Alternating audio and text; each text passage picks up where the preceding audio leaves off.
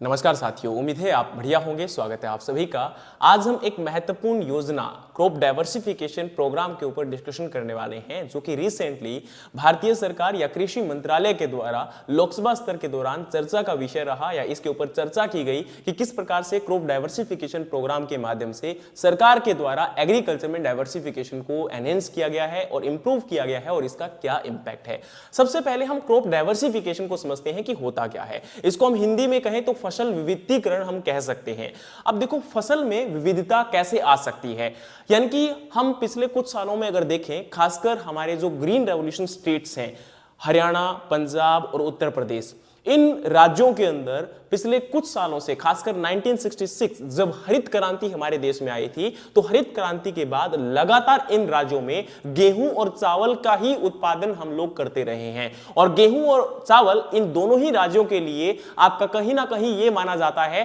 कि ये यहाँ की पारंपरिक फसलें नहीं है, बल्कि यहां पर जलवायु को उपयुक्त देखते हुए यहां पर इंट्रोड्यूस करवाया गया था इस देश की खाद्य सुरक्षा को बचाने के लिए। और उसके बाद लगातार इसको एम्फेसाइज भी किया गया और इन्हीं दो फसलों को समर्थन मूल्य बेहतर मिलने के कारण और बाकी फसलों के ऊपर ना तो इतना रिसर्च और डेवलपमेंट हो पाया और ना ही उतना उनको फोकस मिल पाया, जिसकी वजह से देश के अंदर हमारी खाद्य सुरक्षा तो मजबूत हुई, लेकिन वहीं दूसरी तरफ इन फसलों को लगातार ग्रो करवाने की वजह से इन राज्यों में कुछ समस्याओं का भी सामना आज करना पड़ रहा है। तो सबसे पहले हम आपको यह बताना चाहते हैं कि क्रॉप डाइवर्सिफिकेशन जो हुआ, तो इन राज्यों में खासकर गेहूं और चावल का जो उत्पादन बढ़ा, तो उसमें चावल की जो फसल है वो वाटर गजलिंग क्रॉप के रूप में जानी जाती है, यानी कि ज्यादा पानी का उपयोग इस फसल में किया जाता है, जिसकी वजह से भूजल स्तर इन राज्यों में लगातार नीचे गिरता जा रहा है। और कई जिले तो इन राज्यों में ऐसे पहुंच चुके हैं जहां पर 70% से भी ज्यादा पानी लगभग खत्म होने की कगार पर है। तो ऐसा होने से क्या होगा, आने वाले समय में ना तो हम फसल उगा पाएंगे और ना ही हमारे जो फ्यूचर जनरेशंस हैं उनके लिए पानी बचा पाएंगे। तो जरूरी है कि इसी समय कुछ उपयुक्त स्टेप लिए जाएं और इसके साथ साथ हमारा जब एक ही फसल को हम लोग ग्रो करवाते हैं तो उसके साथ जुड़े हुए कुछ जो विभिन्न प्रकार के बीमारियां हैं, कीट है, पतंग है, वो भी आना स्टार्ट हो जाते हैं। और जो हमारे मित्र कीट होते हैं या मित्र जीवाणु होते हैं उनकी संख्या कम होती जाती है। और इसके साथ साथ जो हमारा मिट्टी का कार्बनिक पदार्थ है उसमें भी धीरे धीरे गिरावट नजर आने लगी। तो इससे क्या होता है कि मिट्टी की गुणवत्ता में भी आपको कहीं ना कहीं कमी नजर आती है और हमारी फसल को ज्यादा उत्पादित करने के लिए हमें और ज्यादा उर्वरकों का सहारा लेना पड़ता है, जिससे किसान की लागत तो लगातार बढ़ती चली जाती है, लेकिन उसका उतना ही हमें उत्पादन या ये कह सकते हैं उसका लाभ प्रतिशत उतना नहीं बढ़ता हुआ नजर आता है। तो जरूरी है कि सही आकलन के अनुसार एक सही बेहतरीन अल्टरनेटिव क्रॉप को चूज किया जाए। जैसे अगर हम बात करें तो इन राज्यों में हमारा गेहूं और चावल को हम लोग छोड़कर दालों के ऊपर या ऑयलसीड क्रॉप या कोरस सीरियल्स या न्यूट्री सीरियल्स को अडॉप्ट कर सकते हैं। तो सरकार ने कहा कि 2013-14 के बाद सरकार ने कोशिश की है कि क्रॉप डाइवर्सिफिकेशन प्रोग्राम के साथ साथ जो आपका प्रधानमंत्री राष्ट्रीय कृषि विकास योजना के अंतर्गत आता है, जो कि एक सेंट्रल स्पॉन्सर्ड स्कीम है, उसके तहत कोशिश की है कि अल्टरनेटिव फसलों को भी आपका उत्पादन बढ़ाया जाए। जिसके तहत सरकार ने कहा कि हमने डेमोन्स्ट्रेशन प्रोवाइड करवाए, हमने यहां पर इंप्रूव प्रोडक्शन टेक्नोलॉजीज प्रोवाइड करवाई है और इसके साथ साथ यह भी कोशिश की है कि जो हमारी लेग्यूमिनस क्रॉप है, क्योंकि देखो अब आप लोग जानते होंगे कि अगर हम दलहनी फसलों को लगाते हैं आपके धान की जगह पर, तो वहां पर मिट्टी की गुणवत्ता में सुधार होता है, क्योंकि लेग्यूमिनस क्रॉप यानी कि जो दलहनी फसलें होती हैं इनकी जड़ों के अंदर नोड्यूल्स होते हैं जो हमारे पर्यावरण में जो आपकी प्रेजेंट टाइम में नाइट्रोजन उपलब्ध है, उस उपलब्ध नाइट्रोजन को ये मिट्टी के अंदर कन्वर्ट करके और उपलब्ध करवाते हैं पौधों को, और इसके साथ साथ मिट्टी की जो नाइट्रोजन प्रतिशत है उसको भी बढ़ाने का काम करते हैं, जिससे हमारी जो उर्वरकों के ऊपर निर्भरता है वो कम होती चली जाती है, लागत कम होती है, मिट्टी की गुणवत्ता में सुधार होता है, जो कि एक सही नजरिया है या ये कह सकते हो एक सही तरीका है मिट्टी को और हमारे किसानों को बचाने का। तो यहां पर बात करें तो सरकार ने यही कोशिश की है कि मिट्टी की जो आपकी सॉइल की फर्टिलिटी है उसको बढ़ाने का काम किया है। इसके साथ साथ सरकार ने farm mechanisation, value addition, alternative crop demonstration और इसके साथ साथ स्पेसिफिक इंटरवेंशंस अवेयरनेस कैंपेन को भी चलाने की कोशिश की है और ट्रेनिंग प्रोग्राम्स भी प्रोवाइड करवाए हैं ताकि किसानों को समझाया जा सके कि उनके लिए क्यों महत्वपूर्ण है बाकी फसलों को उगाना।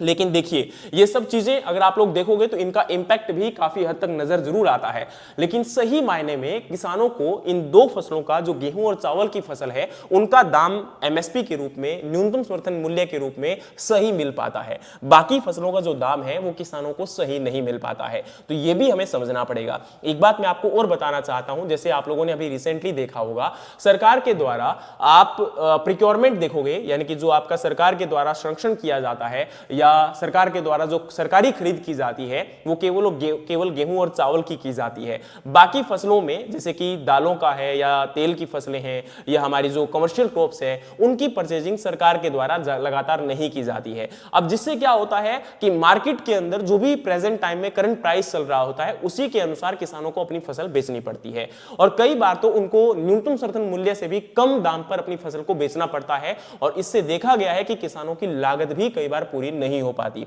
खासकर जो हॉर्टिकल्चर क्रॉप्स हैं, आपका अनियन है, टोमेटो है, इन फसलों को तो कई बार मार्केट के बाहर बेचना किसान उतना नहीं उचित समझते जितना कि उनको फेंकना उचित समझते हैं। उसका कारण होता है क्योंकि मार्केट तक लेकर जाने की जो कॉस्ट होती है, लागत होती है, वो भी पूरी नहीं हो पाती, तो उससे उचित किसान समझता है कि इसको मैं बाहर सड़कों पर फेंक दूं और या फिर जो जानवर हैं उनको मैं सीधा ही खिला दूं। तो इसलिए यहां पर जरूरी है कि किसानों को एक उचित दाम हमें इंश्योर करना पड़ेगा। दूसरी बात हम करें तो यहां पर सरकार ने कहा है कि इसके अलावा हमने फोकस किया है कि जो टोबैको ग्रोइंग एरियाज हैं, आंध्र प्रदेश, गुजरात, कर्नाटक, महाराष्ट्र, ओडिशा, तो वहां पर भी टोबैको को रिप्लेस किया जाए और उसकी जगह पर भी अल्टरनेटिव क्रॉप्स को आपका लाया जाए, उगाया जाए। तो यहां कोशिश की है कि 2018-19 से 2024-25 तक जो अल्टरनेटिव क्रॉप डेमोन्स्ट्रेशन दिए गए हैं, तो टोटल आपका पैडी का एरिया, जो यहां पर टोबैको और पैडी का एरिया कन्वर्ट हुआ है, वो लगभग 1,86,540 हेक्टेयर एरिया कहा जा रहा है कि इतना कन्वर्जन हमने कर लिया है। दूसरी तरफ यहां पर कहा जा रहा है कि department of agriculture and farmer welfare के द्वारा एक पायलट प्रोजेक्ट को भी अप्रूव किया गया 2023-24 से लेकर 2027-28 तक, जिसके अंदर क्रॉप डाइवर्सिफिकेशन यानी कि फसल विविधीकरण को फोकस किया जा रहा है national food security and nutrition mission के आधार पर, जिसमें सरकार अभी यहां पर आईसीआर के अंडर में इंस्टीट्यूट है, Indian institute of farming system research, जिसके ऊपर अभी प्रेजेंट टाइम में टोटल आपका 1326 करोड़ रुपए का एक आउटले या बजट दिया गया है ताकि क्रॉप डाइवर्सिफिकेशन के ऊपर काम कर सके और बेहतरीन जो मॉडल हैं उनको स्थापित किया जाए आने वाले समय में किसानों की आमदनी को बढ़ाने के लिए, जो कि एक जरूरी हो जाता है आज के समय की जरूरत को देखते हुए। दूसरी तरफ हम बात करें तो 2013-14 से लेके 2024-25 तक जो सरकार ने यहां पर आपका इंप्रूवमेंट किया है या टोटल आपके अल्टरनेटिव क्रॉप डेमोन्स्ट्रेशन प्रोवाइड करवाए हैं, तो वो कुछ इस प्रकार से आपको नजर आते हैं, जो कि अपने आप में एक सही है, लेकिन अभी भी 2024-25 के अंदर जो आपका आंकड़ा है वो कम नजर आ रहा है। तो अभी हमें ये जरूरत है कि इसको सही तरीके से एक सुचारू रूप से काम किया जाए। इसके अलावा सरकार के द्वारा कुछ इंपॉर्टेंट स्कीम्स के ऊपर जो काम किया जा रहा है क्रॉप डाइवर्सिफिकेशन के लिए, वो कुछ इस प्रकार से है, जैसे crop diversification in original green revolution आपके जो एरिया है, रीजन्स है, उनमें जैसे आप लोग देख सकते हैं, आप लोग समझ सकते हैं, हमारे हरियाणा, पंजाब और राजस्थान के अंदर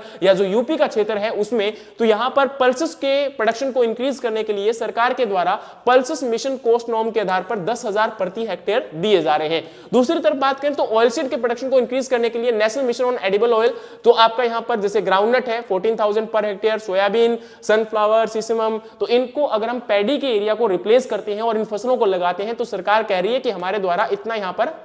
सहयोग दिया जा रहा है। और नेक्स्ट आपका कोरोसिरिल या न्यूट्रिशनल्स की बात करते हैं तो यहां पर आप कह सकते हो तो आपका नॉर्मल वेराइटीज के लिए 7500 रुपए प्रति हेक्टेयर और हाइब्रिड मेज के लिए लगभग 11,500 रुपए प्रति हेक्टेयर। कॉटन की बात करते हैं तो demonstration for integrated crop management के लिए, इंटरक्रॉपिंग के लिए, नेचुरल कॉटन के लिए आपका 8,000 रुपए प्रति हेक्टेयर और देसी कॉटन के लिए लगभग 9,000 रुपए प्रति हेक्टेयर और हाई डेंसिटी प्लांटिंग के लिए आपका 10,000 रुपए प्रति हेक्टेयर का सहयोग राशि सरकार के द्वारा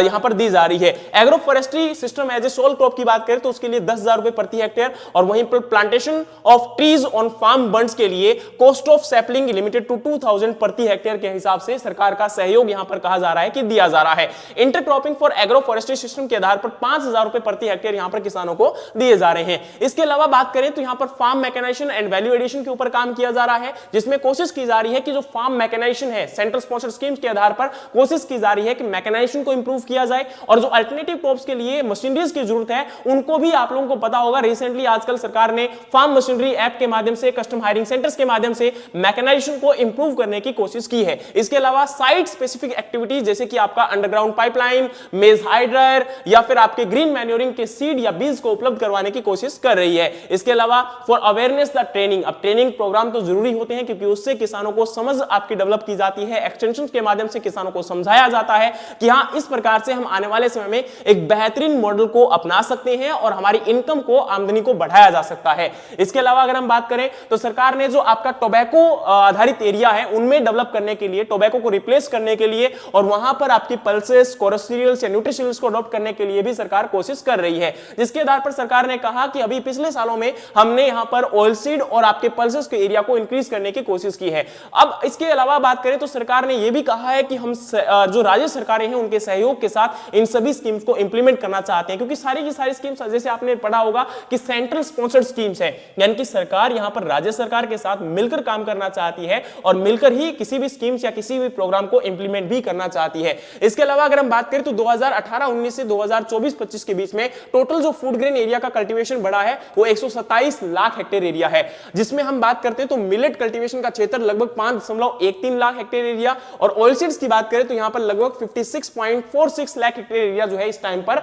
बढ़ा है, जो कि अपने आप में एक अच्छा खासा क्षेत्रफल माना जा सकता है। लेकिन अब भी जरूरत है कि बहुत सारे क्षेत्र में बदलाव की जरूरत है, क्योंकि हमारा देश लगभग आज अगर बात करें तो 48 या 50% एरिया पर ही हम लोग कह सकते हैं कि इरिगेशन या सिंचाई की सुविधा उपलब्ध है। बाकी आज भी हमें बाकी क्षेत्रों के ऊपर रेनफेड यानी कि बारिश के आधार पर ही खेती करनी पड़ती है। तो जरूरत है एक सही स्कीम और सही आपके प्रोग्राम को इंप्लीमेंट करने की। लेकिन जिस प्रकार से सरकार ने यहां पर दावा किया कि हमने अलग अलग स्कीम्स के माध्यम से कोशिश की है कि डाइवर्सिफिकेशन को अडॉप्ट किया जाए और डाइवर्सिफिकेशन को प्रमोट करने के लिए हमने एरिया को भी आपका इंक्रीज करने की कोशिश की है कि पैडी को छोड़कर बाकी फसलों का जो एरिया है वो आपका ज्यादातर बढ़ावा दिया जाए। लेकिन जिस प्रकार से मैंने जिन स्कीम्स का अभी जिक्र किया है या जिन आपके असिस्टेंस प्रोग्राम की बात की है उनका हमारे किसानों को आज भी अच्छे तरीके से नॉलेज नहीं है। जैसे हम यहां पर बात कर रहे हैं कि अगर कोई ऑयल सीड को अडॉप्ट करता है या फिर आपके पल्सेस को अडॉप्ट करता है तो ये जो सहयोग राशि दी जा रही है इसके बारे में किसान नहीं जानते हैं और आज भी इसका फायदा केवल वो बड़े किसान उठा पाते हैं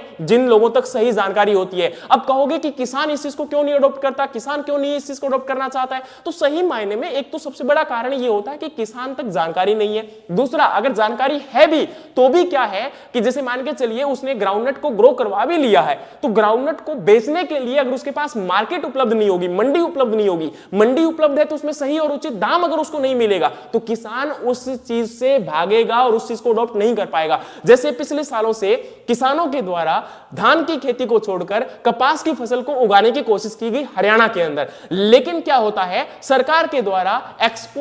इंपोर्ट ड्यूटी लगभग 0 कर दी गई। अब इससे किसान अपनी फसल को एमएसपी के दाम पर भी नहीं बेच पा रहे थे। तो किसानों को जो पहले आपका 9,000 रुपए 10,000 रुपए प्रति क्विंटल कपास का मिल जाता था, नरमे का मिल जाता था, वो अब उनको 7,000 8,000 भी नहीं मिल पा रहा है। सोच के देखिए 2-3 साल पहले वही फसल 10,000 रुपए प्रति क्विंटल के हिसाब से बिक रही है, 9,000 रुपए प्रति क्विंटल के हिसाब से बिक रही है, लेकिन वही फसल आज 7,000 रुपए 8,000 रुपए प्रति क्विंटल भी नहीं बिक रही है। तो क्या उसके लिए किसान आने वाले समय में कॉटन को ग्रो करवाएगा? नहीं। अब कॉटन का एरिया लगातार डिक्रीज होता जा रहा है और जहां पर पहले पैडी नहीं भी था वहां भी पैडी ग्रो करवाना किसानों ने स्टार्ट कर दिया। तो ये एक सही यहां पर हमें स्थिति को समझना पड़ेगा कि धरातल पर क्या चल रहा है। ये डाइवर्सिफिकेशन प्रोग्राम्स के बारे में एक अच्छी खासी बयानबाजी या कंटेंट को अपलोड करना और उसके बारे में वहां पर बात कर लेना वो एक सही नजरिया नहीं है। हमें धरातल पर काम करना पड़ेगा। मैं बार बार इस चीज के बारे में फोकस करता हूं, हर बार इस चीज के बारे में जिक्र करता हूं कि अगर हमें रियल डेवलपमेंट करना है तो हमें रियल डेवलपमेंट के लिए किसानों के बारे में सोचना पड़ेगा,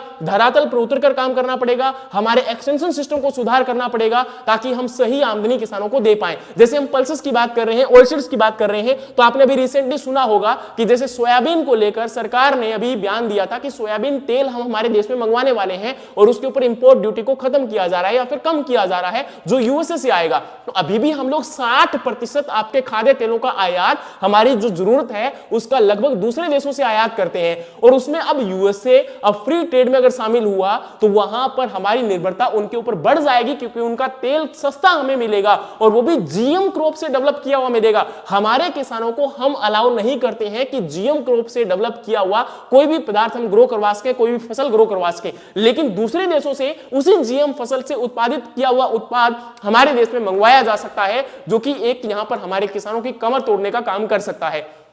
तो अगर हम रियल डाइवर्सिफिकेशन के ऊपर काम करना चाहते हैं तो हमें इसके ऊपर सही और रियल मायने में काम करना पड़ेगा। बाकी आप लोग इसके बारे में जरूर बताइएगा कि क्रॉप डाइवर्सिफिकेशन प्रोग्राम के माध्यम से आपके क्षेत्र में कितना डेवलपमेंट हुआ है, कितना एरिया में कन्वर्जन हो पाया है। खासकर हरियाणा, पंजाब और राजस्थान और यूपी के क्षेत्र की मैं बात कर रहा हूं, और राजस्थान के अंदर भी मैं गंगानगर और हनुमानगढ़ डिस्ट्रिक्ट की बात कर रहा हूं, जहां पर क्या रियल डेवलपमेंट हमें देखने को मिल रहा है। उम्मीद है कि इस सेशन के अंदर आपको काफी आंकड़े सही तरीके से समझ में आ गए होंगे। इसी प्रकार के और अपडेटेड कंटेंट के लिए और खासकर जो एग्रीकल्चर का करंट अफेयर का पार्ट है उसको समझने के लिए हमारे साथ जुड़े रहिएगा। और वीडियोस के अंदर भी हम बात करेंगे किसानों के लिए, किसानों की इंपॉर्टेंट स्कीम्स के बारे में, एग्रीकल्चर डेवलपमेंट के बारे में और एग्रीकल्चर अपलिफ्टमेंट के बारे में। तो जुड़े रहिएगा, मिलते हैं नेक्स्ट वीडियोस में, तब तक के लिए जय हिंद, जय भारत।